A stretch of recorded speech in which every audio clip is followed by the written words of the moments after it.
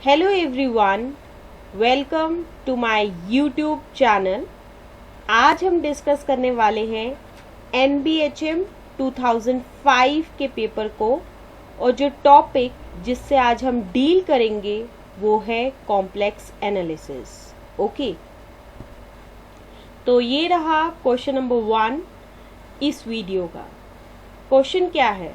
Late C be the circle in the complex plane with center at z equal to 1 and of radius unity। अब हमें क्या given है इस question में? एक सर्कल गिवन है C इस कॉम्प्लेक्स प्लेन में, जिसका सेंटर जो होगा वो z इक्वल टू 1 होगा और रेडियस जो है वो इक्वल टू 1 के बराबर है। अब हमें क्या फाइंड आउट करना है? हमें फाइंड आउट करनी है value of the integral over the C, और वो इंटीग्रल क्या है? z dz divided by z minus 1 की पावर 4। तो सॉल्यूशन इस क्वेश्चन का ये रहा। सबसे पहले हम डिस्कस करेंगे एक रिजल्ट को जो हम यूज करेंगे इस क्वेश्चन में, और वो रिजल्ट क्या है? Cauchy integral formula for derivatives. Statement: let f be an analytic function in a simply connected domain and z naught belongs to D।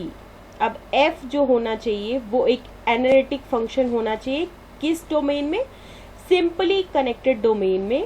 और z नॉट जो होना चाहिए वो एक पॉइंट है, वो D में होना चाहिए। Then fn of z not is equal to n factorial divided by 2 pi i integral over C f of z divided by z minus z not की पावर n प्लस 1 dz। ठीक है, where C is any close contour in D containing z not. तो C जो होगा वो एक close contour होगा किस में? डोमेन में D के, और वो कंटेन क्या कर रहा होगा? वो कंटेन कर रहा होगा पॉइंट z नॉट को। तो इस इंटीग्रल को फाइंड आउट करने के लिए जो हमारा गिवन इंटीग्रल है, that is integral over C z dz divided by z minus 1 की पावर 4, हम यूज करेंगे कॉची इंटीग्रल फॉर्मूला।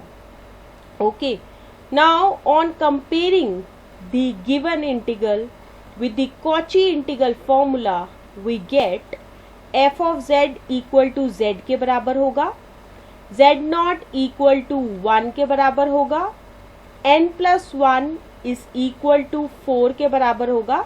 तो यहाँ से हम n की वैल्यू निकाल लेंगे और n की वैल्यू आएगी 4 minus 1 which is equal to 3 के बराबर होगा। ठीक है, तो जब हम यूज करेंगे कॉची इंटीग्रल फॉर्मूला को तो क्या आएगा? 3 factorial divided by 2 pi i integral over C z dz divided by z minus 1 की power 4 which is equal to f raised power 3 z at z equal to 1। मतलब कि क्या ये f रेज्ड पावर 3 z का क्या मतलब है? कि हमें 3 बार जो है f ऑफ z को जो है वो डिफरेंशिएट करना है। So which further implies that integral over C z dz divided by z minus 1 की power 4 is equal to 2 pi i divided by 3 factorial into d cube by dz z at z equal to 1। और जब हम z को differentiate करेंगे 3 बार तो answer क्या आएगा? 0। So which further implies that integral over C z dz divided by z minus 1 की power 4 is equal to 2 pi i divided by 3 factorial into 0 which is equal to 0। Therefore integral over C z dz divided by z minus 1 की power 4 is equal to 0 के बराबर होगा। तो इस question का जो answer होगा वो होगा इक्वल टू 0 के बराबर. So this is the explanation of this question. Okay. ये रहा क्वेश्चन नंबर 2 इस वीडियो का. क्वेश्चन नंबर 2 क्या है? Pick out the functions from the following list which are analytic in C. अब हमें क्या है कि कुछ फंक्शंस गिवन होंगे और उन फंक्शंस में से हमें बताना है कि कौन सा फंक्शन जो है वो एनालिटिक है और कौन सा फंक्शन एनालिटिक नहीं है. सो A1 है f of z is equal to mod of z का स्क्वायर. B1 है f of z is equal to z के ऊपर बार है. एंड C1 है f of z is equal to real part of z. So solution क्या है इस question का? सबसे पहले तो हम रिजल्ट्स जो है वो डिस्कस करेंगे जो हम इस क्वेश्चन में यूज करने वाले हैं. सबसे पहला रिजल्ट क्या है? Necessary condition of differentiability. f is differentiable at point z equal to z not implies f satisfies CR equations at z equal to z not. इसका क्या मतलब है कि जब भी f जो है वो डिफरेंशिएबल होगा एक point that is z equal to z not, इसका क्या मतलब है कि f जो है वो सेटिस्फाई करेगा CR इक्वेशंस को at z equal to z not. अगर हम कॉन्ट्रा पॉजिटिव ले इस स्टेटमेंट का तो वो क्या होगा?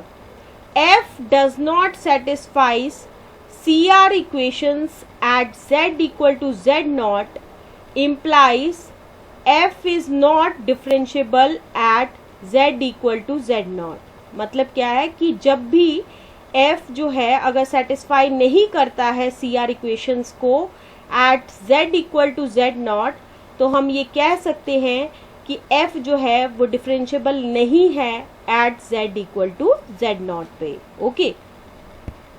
नेक्स्ट रिजल्ट जो हम इस क्वेश्चन में यूज करेंगे वो है simplest form of CR equations. Let f of z is equal to u x comma y plus iota v x comma y be differentiable at z equal to x plus iota y. मतलब f of z हमें given है जो differentiable है किस पे? एक point पे.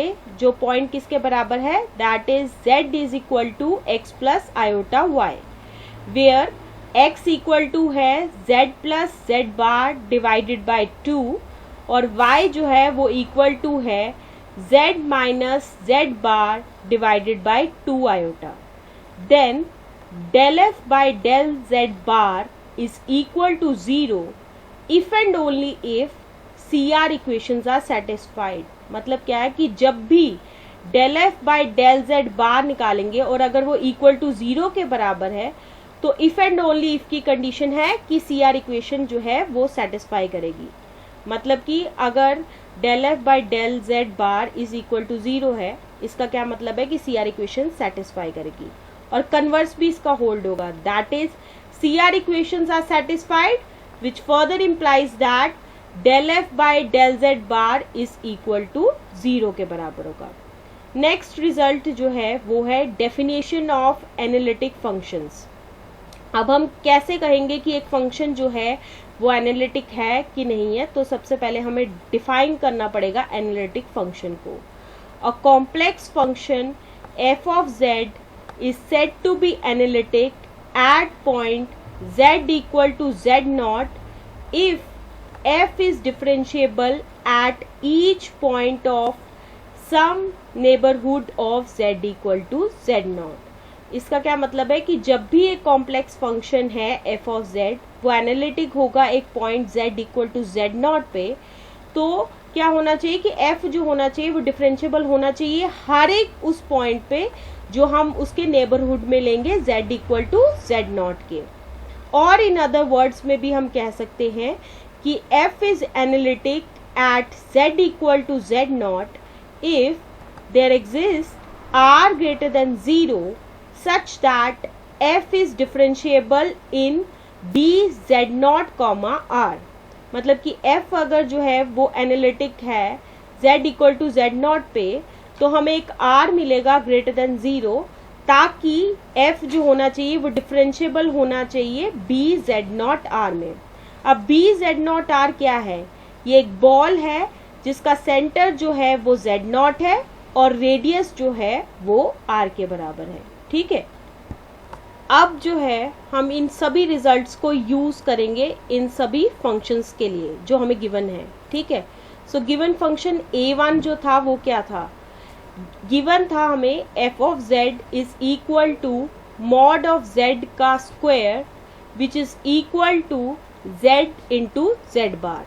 तो हम क्या कैलकुलेट करेंगे? सबसे पहले हम कैलकुलेट करेंगे del f by del z bar which is equal to होगा z के बराबर and which is equal to 0 होगा if and only if z is equal to 0, which further implies that, इसका क्या मतलब है कि CR इक्वेशंस जो हैं वो ओनली सेटिस्फाई हो रही है एट z इक्वल टू 0 पे, और f जो है वो डिफरेंशिएबल है only at z equal to 0 पे। मतलब क्या है कि अगर f जो है वो डिफरेंशिएबल है only at z equal to 0 but not in neighbourhood of z equal to 0, मतलब कि f जो है फंक्शन वो डिफरेंशिएबल सिर्फ z इक्वल टू 0 पे है, ना कि उसके पूरे नेबरहुड में, in the neighbourhood of z equal to 0 के। So hence f is not analytic in C। तो जो हमें गिवन फंक्शन है f of z equal to mod of z का स्क्वायर, ये एनालिटिक नहीं होगा C में। अब b1 फंक्शन क्या है? f of z is equal to z bar. तो हम नेक्स्ट वही कैलकुलेट करेंगे जो a पार्ट में किया था, that is del f by del z bar which is equal to 1 which is not equal to 0 है। सो विच इम्प्लाइज दैट कि f जो है वो नोवेयर डिफरेंशिएबल है। अगर नोवेयर डिफरेंशिएबल है so it implies that f is not analytic in C। तो इसका क्या मतलब है? जो गिवन फंक्शन b में था हमें, that is f of z is equal to z bar, वो एनालिटिक नहीं है C में। ओके, नेक्स्ट है फंक्शन नंबर C। वो क्या था? f of z is equal to real part of z। इसको हम फर्दर ऐसे भी लिख सकते हैं z plus z bar divided by 2। अब हम नेक्स्ट स्टेप क्या करेंगे? Same del f by del z bar निकालेंगे विच इज इक्वल टू होगा 1/2 and it is not equal to 0। So इसका क्या मतलब है कि f इज नोवेयर डिफरेंशिएबल। अगर नोवेयर डिफरेंशिएबल है तो इसका क्या मतलब है?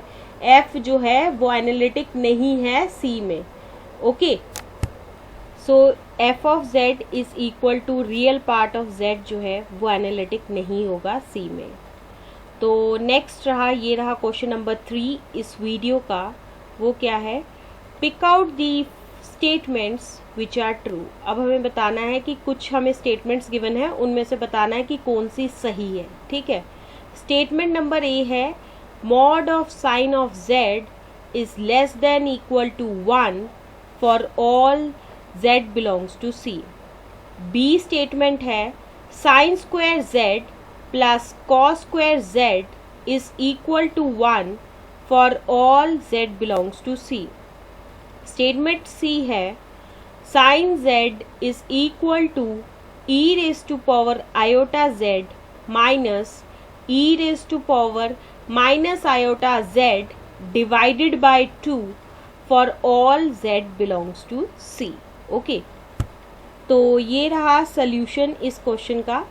सबसे पहले हम स्टेटमेंट A को डिस्कस करेंगे, और स्टेटमेंट A को डिस्कस करने से पहले हम एक थ्योरम को डिस्कस करेंगे। वो थ्योरम है लाइवली थ्योरम, और ये क्या है? इसकी स्टेटमेंट है non constant entire function must be unbounded. मतलब कि जो नॉन कांस्टेंट एंटायर फंक्शन होना चाहिए वो ऑलवेज अनबाउंडेड होगा। That is entire plus non constant implies unbounded, और इन अदर वर्ड्स हम ये भी कह सकते हैं entire plus bounded implies constant. ठीक है, since sine z is an entire function, अगर वो बाउंडेड होगा as per the given statement A, that is mod of sine of z is less than equal to 1, then by Liouville theorem क्या होगा, it must be constant, which is not so. So that's why हमारा जो option A है वो incorrect है. Next हम discuss करने वाले हैं स्टेटमेंट बी के बारे में, और उसके बारे में डिस्कस करने से पहले हम डिस्कस करेंगे एक थ्योरम के बारे में. वो थ्योरम क्या है, identity theorem. Let f be an analytic function on a domain D and S be the set of all the zeros of f in D. अगर S dash intersection D is not equal to 5 के बराबर है, मतलब कि limit point of S जो है वो contained है D में, तो हम कह सकते हैं कि f is identically equal to 0 के बराबर होगा. ठीक है, रीस्टार्ट. इस स्टेटमेंट को हम दूसरे वर्ड्स में भी कह सकते हैं, that is f of z is equal to l के बराबर होगा जब भी for all z belongs to s, और s dash intersection d not equal to 5 होगा, तो हम कह सकते हैं कि f is identically equal to l के बराबर होगा.